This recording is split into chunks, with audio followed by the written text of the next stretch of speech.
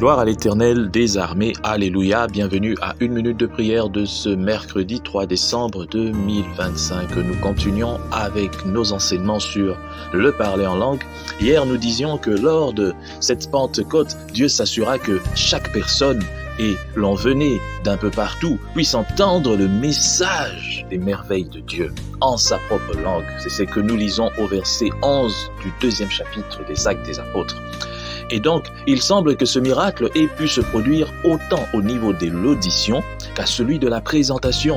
Et ce miracle a été bien différent de ce qu'on appelle à présent le parler en langue. Ça, il faut déjà qu'on se le mette en tête. Le parler en langue qui se pratique dans les églises, la glossolalie, où les gens parlent, rava sakarata, tout, n'a rien à voir avec le parler en langue de Actes chapitre 2. Ça n'a absolument rien à voir. Mais il est vrai qu'il existe le don de langue. Ce don de langue qui ressemble portrait à cette expérience des apôtres ou des disciples de Jésus, donc à la Pentecôte, parce que, tel que je vous ai dit plusieurs fois, il y a des personnes qui ont expérimenté, qui continuent d'expérimenter cela. Ils vont dans une contrée où Dieu doit être prêché, Jésus doit être prêché. Ils ne maîtrisent pas cette langue, mais arrivent par le Saint-Esprit à parler parfaitement cette langue, alors qu'ils n'ont jamais mis pied là-bas, ils n'ont jamais appris ce dialecte. Et les gens les comprennent et ils parlent. Ça me fait penser encore à ce miracle qui s'est produit à Azusa Street lors du grand réveil d'Azusa Street. Cette dame dont j'ai perdu le nom, qui a commencé à jouer du piano alors qu'elle n'avait jamais appris un seul accord. Mais elle a joué le piano tellement qu'elle était emportée par le vent du Saint-Esprit. Alors, que dire alors des écrits de l'apôtre Paul?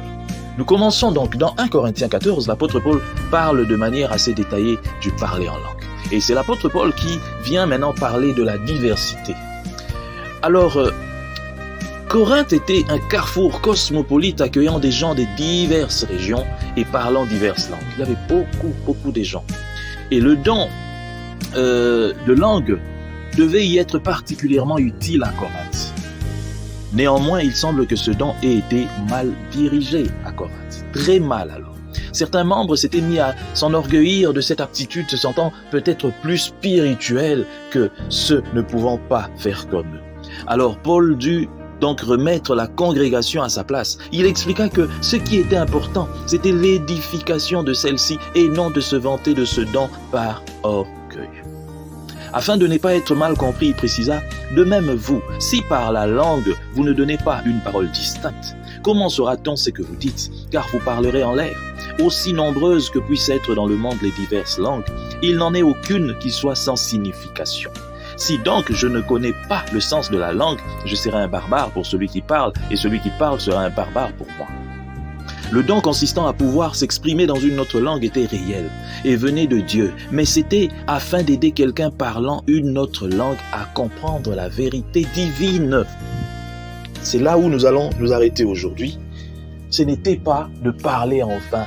Je parle en langue, je parle en langue, je prie en langue. Et là, ici, jusqu'à présent, nous sommes en train de parler des vraies langues. Nous ne parlons pas de la glossolalie, mais nous parlons des vraies langues. Des personnes qui parlent des langues qui existent et puis sont comprises par ces personnes qui les écoutent. Avez-vous déjà expérimenté cela? Pourquoi limitez-vous le Saint-Esprit? Je parle en langue. Et quand toi tu dis tu parles en langue, tu parles des choses que tout le monde peut parler, même un bébé peut aussi faire des choses que tu fais. Mais si tu es vraiment rempli du Saint-Esprit, et le Saint-Esprit s'exprime deux fois par deux, soupire, c'est vrai. En étant rempli, emballé, on peut dire des choses que personne ne comprend, mais que nous exprimons. Nous sommes en train d'exprimer peut-être des choses fortes dans nos cœurs. Il n'y a que Dieu qui peut sonder cela. Et ça aussi, moi, je ne condamne pas. Parce que si je dois prier en disant des choses que personne, il n'y a que Dieu et moi. Lorsque je suis seul, par exemple, il n'y a pas de problème. Mais lorsque dans une assemblée, je commence à dire des choses que personne n'écoute, qui sait si l'Esprit qui est en moi, c'est vraiment le Saint-Esprit? Voilà pourquoi, lorsque nous nous assemblons, parlons des langues que les gens comprennent. Parle en Swahili si tu as un message à parler en Swahili. Et il faut, avant que ce soit un don de langue, que tu ne comprennes pas le Swahili. Va en Chine, parle en Chine. En chinois, pardon.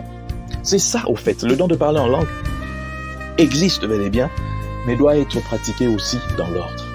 Demain, nous allons continuer pour voir comment est-ce que l'apôtre Paul a précisé et nous allons voir la diversité de la pratique du parler en langue. Le parler en langue, des langues existantes et le parler en langue, des choses qu'on exprime à Dieu, que seul Dieu comprend. Que Dieu bénisse sa parole, qu'il bénisse tous ceux qui m'ont suivi, que ces paroles atteignent les extrémités de la terre, au nom puissant du Seigneur Jésus-Christ. Amen. Bonne journée à tous.